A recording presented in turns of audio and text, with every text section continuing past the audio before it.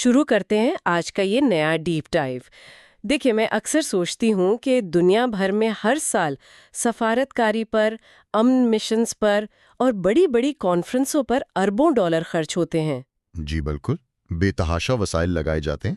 ہاں نا، مطلب بڑے بڑے لیڈر مسکرا کر کیمروں کے سامنے ہاتھ ملا رہے ہوتے ہیں اور اتنے بڑے معاہدوں پر دستخط بھی ہو رہے ہوتے ہیں، لیکن پھر بھی مشرق وسطیٰ ہو یا دنیا کے دوسرے خطے، ایسا لگتا ہے جیسے سب کسی بارود کے ڈھیر پر بیٹھے ہیں۔ یہ ایک بہت تلخ حقیقت ہے جس کا ہم سب مشاہدہ کر رہے ہیں۔ تو پھر سوال یہ اٹھتا ہے کہ اتنے جدید سفارتی نظام اور اتنے پیسوں کے باوجود یہ سب فیل کیوں ہو رہا ہے؟ امن کا اصل دشمن آخر ہے کون؟ کوئی مخصوص چہرہ ہے، کوئی ملک ہے، یا کوئی اور پوشیدہ نظام؟ یہی وہ بنیادی سوال ہے جس کی تہہ تک آج ہم جائیں گے، اور آج جس ماخذ کا ہم تفصیلی جائزہ لے رہے ہیں نا، وہ محمد فاروق راشد کا ایک بہت ہی زبردست تحقیقی مقالہ ہے۔ اچھا۔ اور اس مقالے کی خاص بات یہ ہے کہ یہ روایتی سیاسی الزام تراشیوں سے بالکل ہٹ کر بات کرتا ہے۔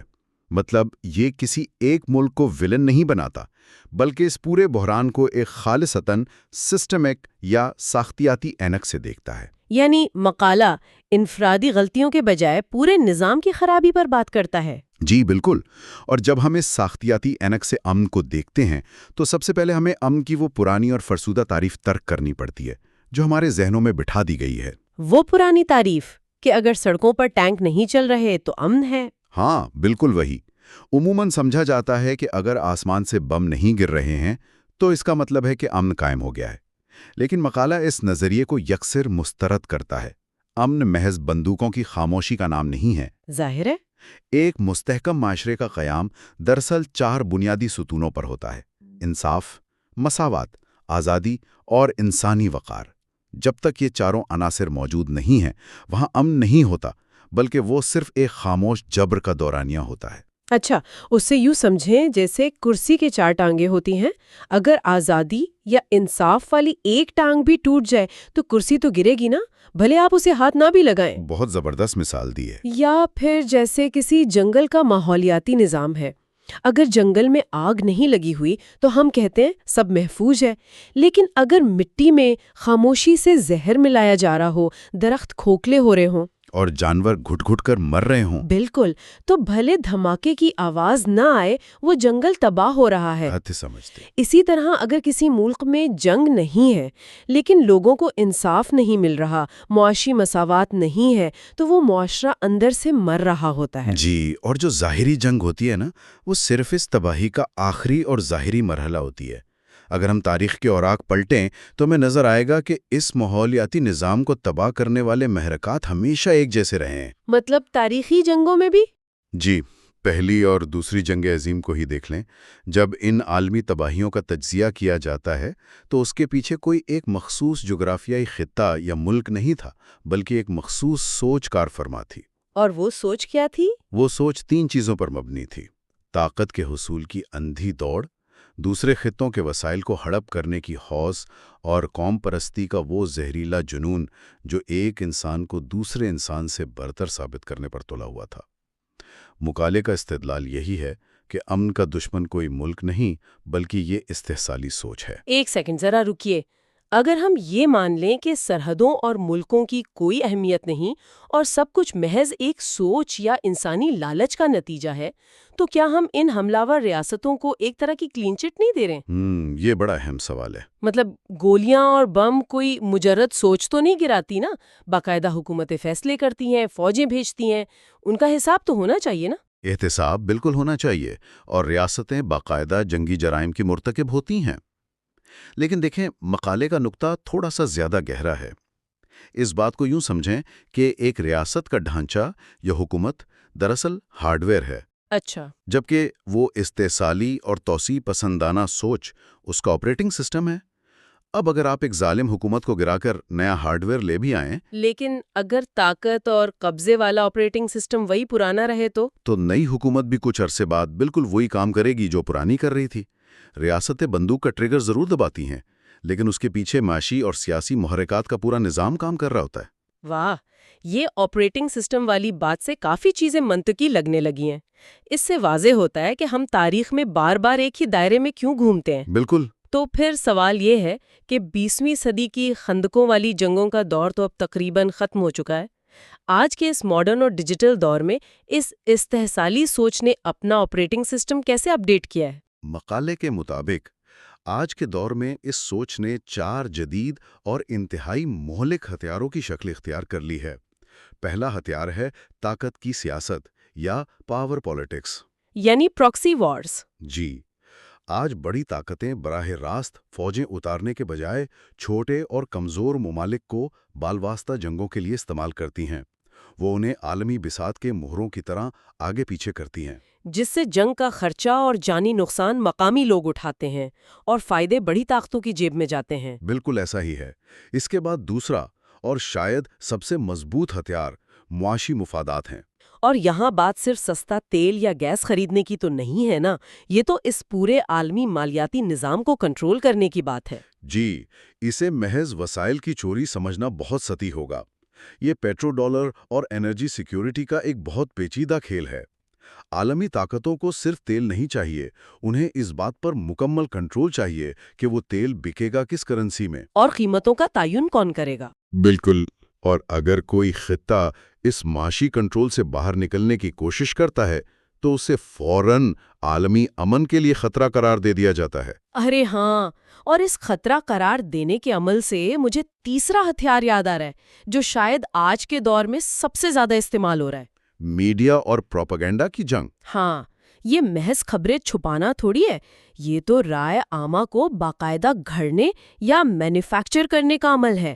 اسے ایسے سمجھیں کہ کسی کمزور ملک پر قبضہ کرنا ہو تو سیدھا حملہ نہیں کرتے۔ جی، پہلے ایک بیانیہ تیار کیا جاتا ہے۔ بالکل، پہلے میڈیا کے ذریعے اسے ایک افریت یا عالمی ولن بنا کر پیش کیا جاتا ہے۔ مہینوں تک ذہنوں میں یہ بات اتاری جاتی ہے، یہاں تک کہ عام عوام خود جنگ کی حمایت کرنے لگتے ہیں۔ یہ تو سچ اور جھوٹ کو گڈمڈ کرنے کی ایک انڈسٹری ہے۔ اور اس انڈسٹری کو سب سے زیادہ طاقت چوتھے ہتھیار سے ملتی ہے، اور وہ ہے مذہب اور نظریات کا غلط استعمال۔ یہ تو بہت ہی حساس پہلو ہے۔ مذہب تو انسانوں کو جوڑنے اور اخلاقیات سکھانے کے لیے آیا تھا۔ جی، لیکن اسے ایک سیاسی ٹول بنا دیا گیا ہے۔ بڑی طاقتیں جانتی ہیں کہ عام انسان کو محض معاشی اعداد و شمار کے لیے مرنے پر آمادہ نہیں کیا جا سکتا، لیکن اگر آپ اس جنگ پر کسی عقیدے یا مقدس نظریے کا غلاف چڑھا دیں تو لوگ جان دینے کے لیے خود تیار ہو جاتے ہیں۔ یہ معاشی جنگ کو روحانی فریضہ بنا کر پیش کرنے کی انتہائی خطرناک ٹیکنیک ہے۔ بالکل۔ اب ان چاروں عناصر کو ذہن میں رکھتے ہوئے ذرا اس خطے کی طرف چلتے ہیں جسے مقالے میں بطور کیس اسٹڈی استعمال کیا گیا ہے، یعنی مشرق وسطیٰ اور عرب ممالک۔ ہاں، دنیا کا یہ وہ حصہ ہے جہاں یہ چاروں جدید ہتھیار پوری شدت سے استعمال ہوتے نظر آتے ہیں، اور میں یہاں واضح کر دوں کہ ہمارا یہ جائزہ بالکل غیر جانبدارانہ ہوگا، مقصد صرف مقالے کے حقائق سامنے لانا ہے۔ جی بالکل۔ تو جب ہم مقالے کے مندرجات کا مطالعہ کرتے ہیں تو عرب ممالک میں بدامنی کی سب سے پہلی وجہ وہی بیرونی مداخلت نظر آتی ہے جس کا ہم نے ابھی ذکر کیا، یعنی تیل اور گیس کی وجہ سے امریکہ اور روس جیسی طاقتوں کی مداخلت۔ جی، انہوں نے دہائیوں سے اپنے معاشی مفادات کے لیے وہاں براہ راست اور بالواسطہ مداخلت کی ہے۔ عراق کی جنگ دیکھ لیں یا شام کی خانہ جنگی، سب کے پیچھے یہی طاقت کی سیاست اور وسائل پر کنٹرول تھا۔ اور اس مداخلت نے پورے خطے کو عدم استحکام کا شکار کر دیا۔ لیکن عموماً سارا ملبہ صرف بیرونی طاقتوں پر ڈالنا بہت آسان ہوتا ہے۔ مقالے کے مطابق اندرونی حکومتیں بھی تو اس تباہی میں برابر کی شریک ہیں نا؟ بالکل، مقالہ یہاں ایک انتہائی اہم توازن پیدا کرتا ہے۔ دوسری بڑی وجہ اندرونی آمرانہ نظام اور سیاسی آزادیوں کا فقدان ہے۔ یعنی صرف بیرونی ہاتھ نہیں بلکہ اندرونی جبر بھی شامل ہے۔ جی، کئی ممالک میں دہائیوں تک ایسا نظام رہا جہاں عوام کو معاشی سہولیات تو ملی لیکن ان سے اختلاف رائے کا حق اور آزادی اظہار چھین لیا گیا۔ جب ریاست شہریوں کو فیصلوں میں شامل نہیں کرتی تو اندرونی سطح پر ایک گھٹن پیدا ہوتی ہے، اور وہی گھٹن پھر مقامی بدامنی اور بغاوتوں کی شکل میں پھٹتی ہے۔ مطلب خرابی اندر اور باہر دونوں طرف موجود ہے۔ بالکل۔ اور اسی صورتحال میں تیسرا بڑا عنصر شامل ہو جاتا ہے، یعنی مسئلہ فلسطین، جو دہائیوں سے چلا آ رہا ہے۔ اور یہ محض ایک علاقائی زمینی جھگڑا تو نہیں ہے نا؟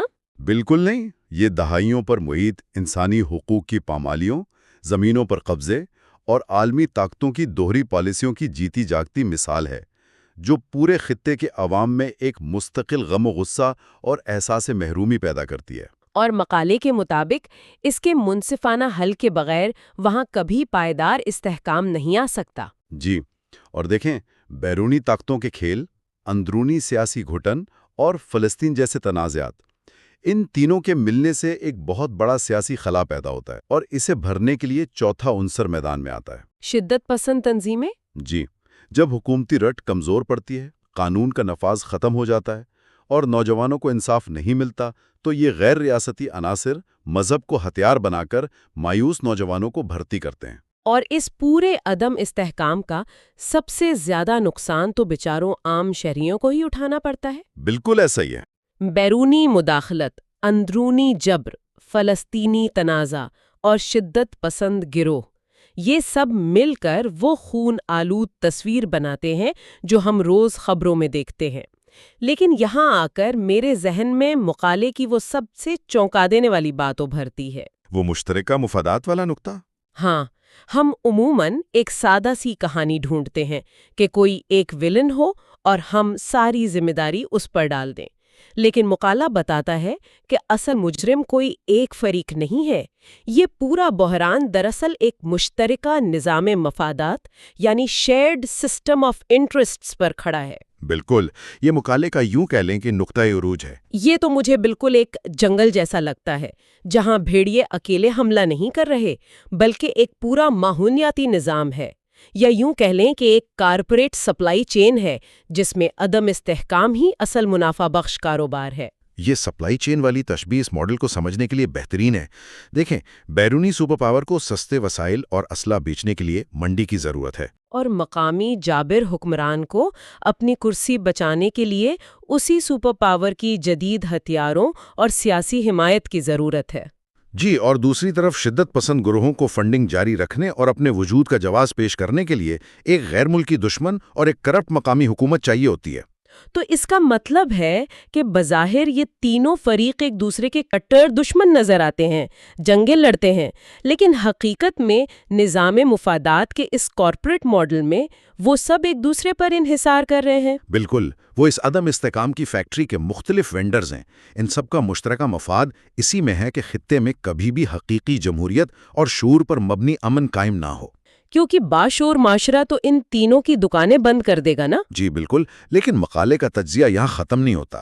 وہ اس سپلائی چین کے ایک چوتھے اور انتہائی اہم حصے کی نشاندہی کرتا ہے جس کے بغیر یہ فیکٹری چل ہی نہیں سکتی، اور وہ ہے خاموش عالمی ضمیر۔ جی، یہ وہ خاموش اکثریت ہے جو اس استحصالی نظام کی سب سے بڑی سہولت کار بنی ہوئی ہے۔ دیکھیں، یہ بات تو سیدھی ہمارے آج کے انفارمیشن ایج والے طرز زندگی پر چوٹ کرتی ہے۔ ہم سمجھتے ہیں کہ ہم اس جنگ کا حصہ نہیں ہے، لیکن جب ہم اپنی اسکرینز پر گھنٹوں سکرول کرتے ہیں، تباہ شدہ شہروں اور روتے ہوئے بچوں کی تصویریں دیکھتے ہیں، اور ہم کیا کرتے ہیں؟ ہم محض چند سیکنڈ افسوس کرتے ہیں اور اگلی تفریحی ویڈیو پر چلے جاتے ہیں۔ ہاں نا، ہم خبروں کے محض صارف بن چکے ہیں۔ معلومات کی اس بے پناہ یلغار نے ہمارے اندر ایک ایسی بے حسی پیدا کر دی ہے جہاں ظلم اب ہمیں معمول کی بات لگنے لگا ہے۔ اور ہماری یہ خاموشی دراصل اس مشترکہ نظام مفادات کی سب سے بڑی کامیابی ہے۔ جب ہم سوال اٹھانا بند کر دیتے ہیں تو ان طاقتوں کو ظلم جاری رکھنے کا لائسنس مل جاتا ہے۔ بالکل، یہی وجہ ہے کہ مقالہ صرف مسائل کی نشاندہی پر نہیں رکتا، حل بھی بتاتا ہے۔ وہ واضح کرتا ہے کہ امن کبھی بھی فوجی طاقت کے زور پر مسلط نہیں کیا جا سکتا، ایک جنگ سے دوسری جنگ کو روکا نہیں جا سکتا۔ تو پھر حل کیا ہے؟ واحد حل ایک ایسا عالمی نظام ہے جس کی بنیاد شفاف انصاف پر ہو۔ جب تک عالمی قوانین صرف کمزوروں کے لیے ہوں گے، یہ سپلائی چین چلتی رہے گی۔ اور اس کے ساتھ ساتھ سفارت کاری اور مکالمے کو ترجیح دینی ہوگی۔ لیکن میں سمجھتی ہوں کہ اس مقالے میں جو سب سے دیر پا حل تجویز کیا گیا ہے نا، وہ تعلیم اور شعور کی بیداری ہے۔ جی، تنقیدی سوچ یا کریٹیکل تھنکنگ۔ ہاں، جب تک عوام میں یہ سوچ پیدا نہیں ہوگی، وہ اسی طرح پروپیگنڈے کا شکار ہوتے رہیں گے۔ انہیں سیکھنا ہوگا کہ ان کے جذبات کو ان کے ہی خلاف کیسے استعمال کیا جاتا ہے۔ اور خاص طور پر مذہب کا درست استعمال۔ اسے تقسیم کرنے اور مارنے کے جواز کے بجائے انسانی وقار اور ہمدردی کے پیغام کے طور پر اجاگر کرنا ہوگا۔ بندوقیں وقتی طور پر سرحدیں تو بدل سکتی ہیں، لیکن وہ اس استثالی آپریٹنگ سسٹم کو تبدیل نہیں کر سکتی۔ بالکل درست کہا آپ نے۔ سوچ کی تبدیلی کے بغیر امن ہمیشہ ایک عارضی جنگ بندی ہی رہے گا۔ آج کے اس تفصیلی جائزے نے واقعی ہمارے سامنے کئی تلخ حقائق رکھے ہیں، اور محمد فاروق راشد کا یہ مقالہ ایک بہت گہری سمجھ دیتا ہے۔ جی، یہ واقعی ایک چشمکشا مطالعہ تھا۔ لیکن اس سے پہلے کہ ہم آج کی اس گفتگو کو سمیٹیں، میں ایک ایسا خیال چھوڑ کر جانا چاہتی ہوں جو اس پورے معاشی کھیل کو ایک نئے زاویے سے دیکھنے پر مجبور کرتا ہے۔ جی ضرور۔ مقالے نے یہ تو واضح کر دیا کہ مشرق وسطیٰ میں اس بیرونی مداخلت کی ایک بڑی وجہ تیل اور گیس کی معیشت تھی۔ توانائی کے یہ ذخائر وہ میگنیٹیز تھے جس نے یہ پورا استحصالی ماڈل کھڑا کیا۔ بالکل ایسا ہی ہے۔ لیکن اب ذرا مستقبل پر نظر دوڑائیں۔ آج دنیا بہت تیزی سے قابل تجدید توانائی یعنی رینیویبل انرجی کی طرف جا رہی ہے۔ سولر، ونڈ، الیکٹرک گاڑیوں کا دور آ رہا ہے۔